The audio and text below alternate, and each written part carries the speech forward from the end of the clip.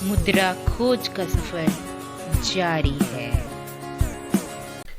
नमस्कार दोस्तों, स्वागत है आपका मेरे चैनल में जिसका नाम है मुद्रा खोज।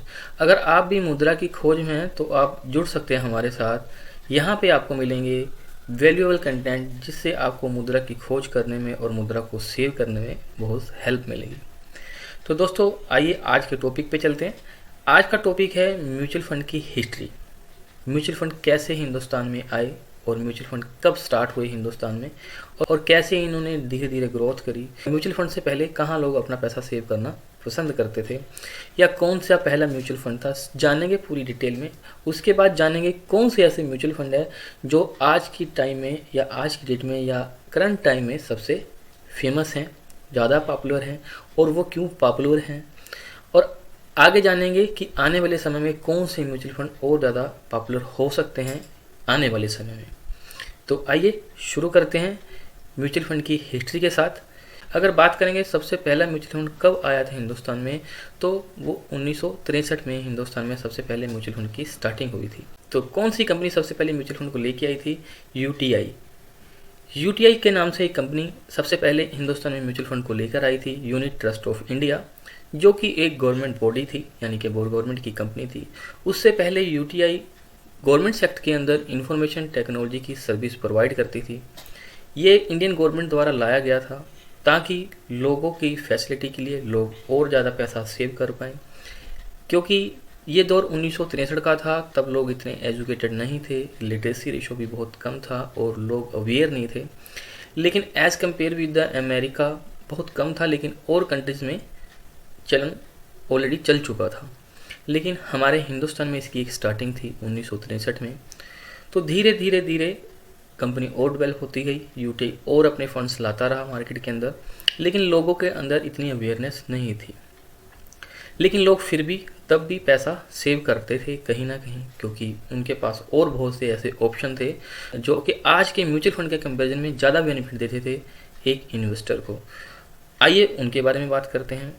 उस टाइम लोग पोस्ट ऑफिस में या फिर एफडी में या फिर गवर्नमेंट स्कीम्स में पैसा लगाना ज़्यादा पसंद करते थे, क्योंकि ये दौर 1963 के बाद 1991 में आ जाते हैं।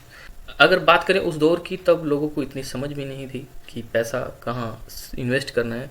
अगर आज की बात करें तो आज भी 5 से 6% लोग ही हमारे इंडिया में म्यूचुअल फंड में या स्टॉक मार्केट में इन्वेस्ट करते हैं। अगर बात करें उस दौर की तो शायद बहुत कम लोग ऐसे होंगे जो म्यूचुअल फंड को या स्टॉक मार्केट को समझते होंगे। तो अब थोड़ा सा आगे चलते हैं। अब आते हैं 1990 के दौर के आसपास, जहां लोगों को समझ आ चुकी थी कि कहीं ना कहीं पैसा इन्वेस्ट करना पड़ेगा या फिर कहाँ हमें ज़्यादा बेनिफिट मिलेगा। तो उस टाइम भी लोगों के पास बहुत से ऐसे ऑप्शन थे जो कि म्यूचुअल फंड से ज़्यादा उनको रिटर्न देते थे। जैसे कि बात करें एफडी की, कभी एफडी 12 से 14% का रिटर्न देती थी, या गवर्नमेंट स्कीम्स थी जो 9 से 10% तक का रिटर्न लोगों को देती थी।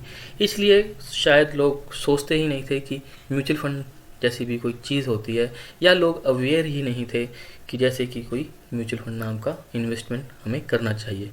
बात करें 1990 के दशक की, तब लोगों के पास बहुत से ऐसे ऑप्शन थे जहाँ पे लोग अपना पैसा सेव करते थे।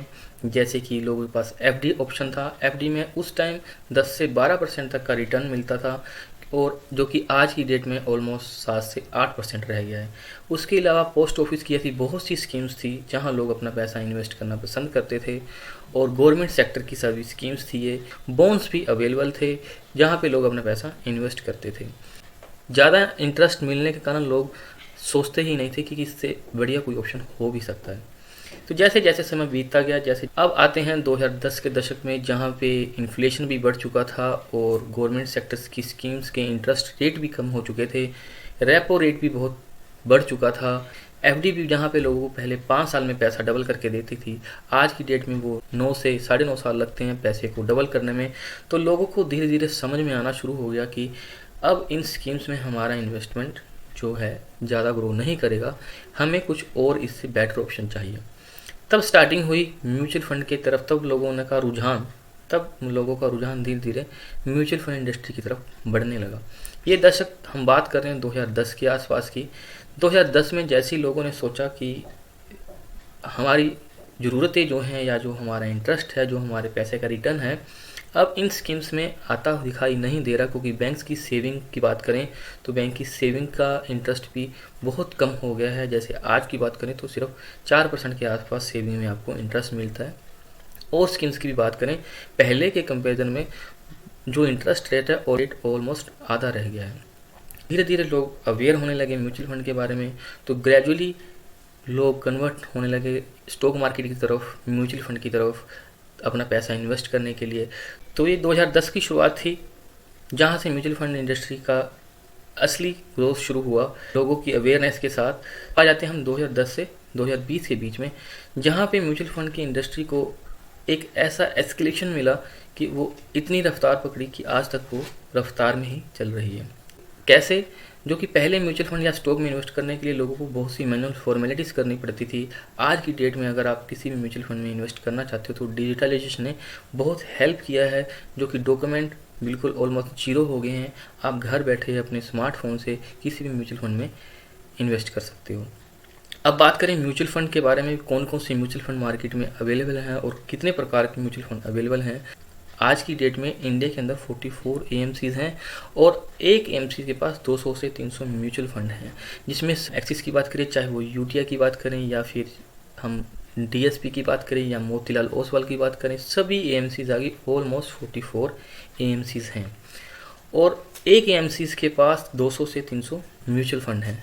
तो आप अंदाज़ा लगा सकते हैं कि कितने म्यूचुअल फंड्स मार्केट में अवेलेबल हैं।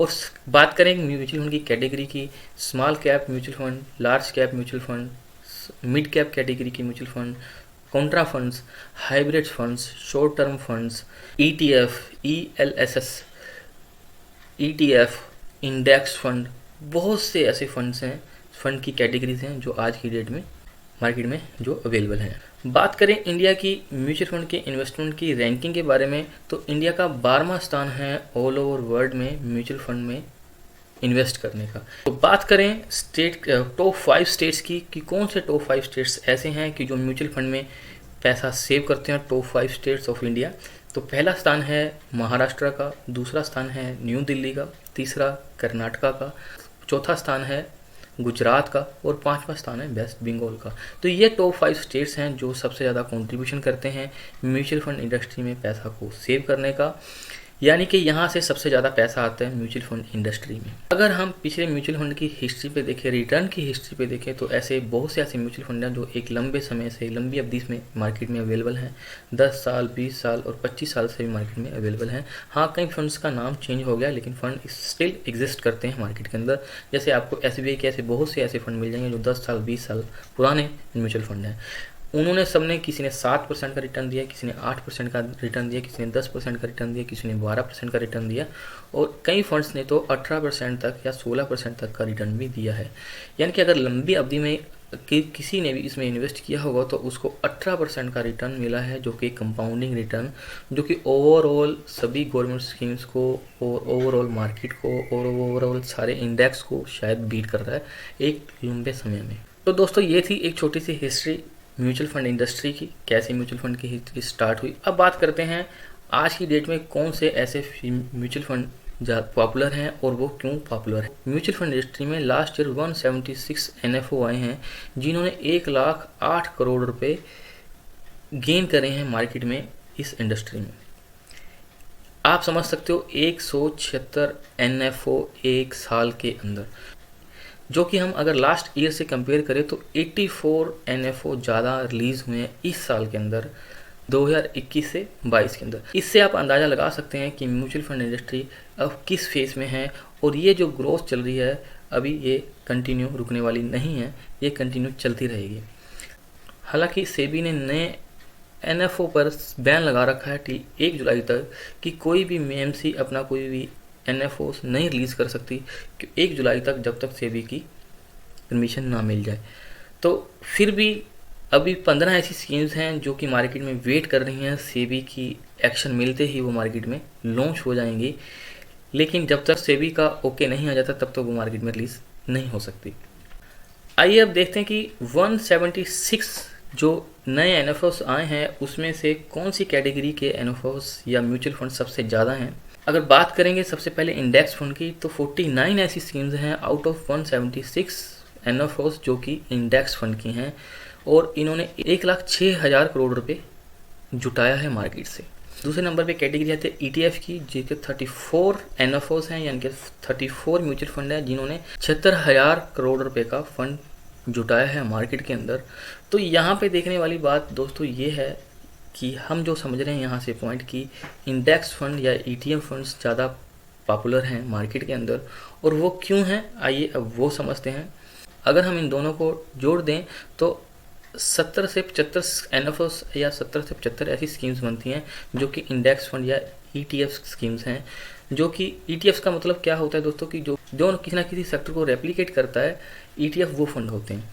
तो देखा जाए दोस्तों यहाँ पे इससे निचोड़ ये निकलता है कि सबसे जो पॉपुलर हैं आज की डेट में इंडेक्स फंड और ETF फंड्स हैं, क्योंकि आउट ऑफ 176 NFOs में से ऑलमोस्ट 70 से 80 फंड्स ऐसे आ रहे हैं जो कि इंडेक्स फंड और ETF फंड्स हैं। तो सबसे ज़्यादा पॉपुलर इंडेक्स फंड और ETF फंड्स हैं। आइए अब समझते हैं ये दोनों इतने पॉपुलर क्यों हैं। इंडेक्स फंड का और ETF का पॉपुलर होने का कारण दोस्तों ये है क्योंकि ये सबसे ज़्यादा स्मूथ और एक ऐसे फंड होते हैं कि जिसमें मार्केट की ज़्यादा वोलेटिलिटी का इनको पे इम्पैक्ट नहीं आता। इंडेक्स फंड हो या फिर ETF फंड हो, दोनों एक स्पेसिफिक मार्केट को या सेक्टर को या इंडेक्स को रेप्लिकेट करते हैं। जिस तरह के हम बात करें, हमने पहले भी अपने वीडियो में बात करी है, UTI निफ्टी 50 की बात कर लेते हैं। तो UTI निफ्टी 50 फंड जो इंडेक्स फंड है अपने इंडेक्स को ही रेप्लिकेट करता है कि जितना ग्रोथ उसका इंडेक्स का आएगा उतना ही ग्रोथ आपके म्यूचुअल फंड का आएगा। उसमें इन्वेस्टर को ज़्यादा सोचने की, ज़्यादा बॉदर लेने की ज़रूरत नहीं पड़ती है, क्योंकि अमूमन अगर एवरेज हिस्ट्री पे नज़र डालें इंडेक्स फंड्स की तो 12 से 14% का रिटर्न उनको एक लंबी अवधि पे मिल जाता है। और उसको अगर आज हम गवर्नमेंट स्कीम से या FD से या पोस्ट ऑफिस की स्कीम से कंपेयर करें, उससे फार बेटर होता है। इसलिए लोगों का रुझान और लोगों का जो इंटरेस्ट है आज इंडेक्स फंड और ETF फंड की तरफ बढ़ता जा रहा है, और जो कि अभी रुकने वाला नहीं दिखाई दे रहा है। अब बात करते हैं कि ऐसी कैटेगरी की जो आने वाले समय में और फेमस हो सकती है या फिर लोगों का रुझान इसकी तरफ और बढ़ सकता है, क्योंकि जैसे जैसे म्यूचुअल फंड की तरफ लोगों की अवेयरनेस दिखाई दे रही है लास्ट 5 ईयर से, तो एक कैटेगरी है ओवरसीज़। यानी कि ओवरसीज़ का मतलब यहाँ पे ये होता है कि इस तरह के म्यूचुअल फंड जो आपका पैसा बाहर के या ओवरसीज़ कंपनी में इन्वेस्ट करते हैं। जैसे कि आपने एक कंपनी का नाम सुना होगा, पराग पारिक फ्लेक्सी कैप फंड। ये कुछ इस तरह के फंड होते हैं कि आपका जो पैसा है बाहर की कंपनियों में, जैसे कि अमेजन हो गई, फेसबुक हो गई, अल्फ़ाबेट हो गई, एप्पल हो गई, इन कंपनी में इन्वेस्ट करते हैं। एक अमूमन एक टेंडेंसी होती है कि भी बाहर की कंपनियों में हमें ज़्यादा रिटर्न मिलेगा और ज़्यादा ग्रोथ मिलेगी USA की कंपनी को, कि वर्ल्ड की सबसे बिगेस्ट कंपनी है और USA की मार्केट वर्ल्ड की बिगेस्ट मार्केट है। इसलिए आने वाले समय में इसके में भी बहुत अच्छा स्कोप नज़र आ रहा है, क्योंकि लोगों का रुझान बढ़ता जा रहा है धीरे धीरे ओवरसीज़ स्टॉक्स की तरफ। आपने देखा होगा, ज़रूर सुना होगा कि आजकल सभी ऐप्स ने भी ये फैसिलिटी देनी शुरू कर दिया कि आप डायरेक्ट USA के स्टॉक में इन्वेस्ट कर सकते हो। तो इस तरह से लोगों की अवेयरनेस इस कैटेगरी की ओर भी बढ़ रही है। अगर लास्ट ईयर की बात करें तो इस कैटेगरी में इंडिया के लोगों ने 52,000 करोड़ रुपए का फंड इन्वेस्ट किया है ओवरसीज़ कैटेगरी में। तो इससे दोस्तों ये नज़र आ रहा है कि लोगों का इंटरेस्ट ओवरसीज़ कैटेगरी के लिए भी बहुत ज़्यादा है, और जो कि आने वाले समय में और बढ़ने वाला है। तो दोस्तों आगे चलकर हम इंडेक्स फंड और ETF फंड्स के बारे में और ओवरसीज़ फंड्स के बारे में आगे चल के आपसे और बातें करते रहेंगे, क्योंकि मार्केट में अभी बहुत स्कोप है। अभी अगर परसेंटेज के हिसाब से देखें तो बहुत कम लोग अभी इन्वेस्ट कर रहे हैं, और ये जो ग्रोथ है अभी रुकने वाली दिखाई नहीं दे रही है, क्योंकि अगर हम as compare with the US से इंडिया को देखें तो ओनली 12% लोग मार्केट में इन्वेस्ट करते हैं। अगर USA की बात करें तो यही आंकड़ा 55 to 60% है। तो इस हिसाब से इंडिया में बहुत अभी स्कोप है। तो ये था एक छोटा सा हिस्ट्री और आज की डेट में म्यूचुअल फंड इंडस्ट्री का सिनेरियो। मैंने आपसे इसलिए शेयर किया क्योंकि मेरे जितने व्यूअर्स हैं सभी अवेयर होने चाहिए क्या हो रहा है म्यूचुअल फंड इंडस्ट्री में, या फिर कौन से म्यूचुअल फंड्स ऐसे हैं जो कि आज की डेट में ज़्यादा पॉपुलर हैं और वो क्यों पॉपुलर हैं, ये आपसे शेयर करने की कोशिश करिए। तो वीडियो अच्छा लगा हो तो लाइक कीजिएगा, दोस्तों के साथ शेयर कीजिएगा, चैनल को सब्सक्राइब कीजिएगा। धन्यवाद।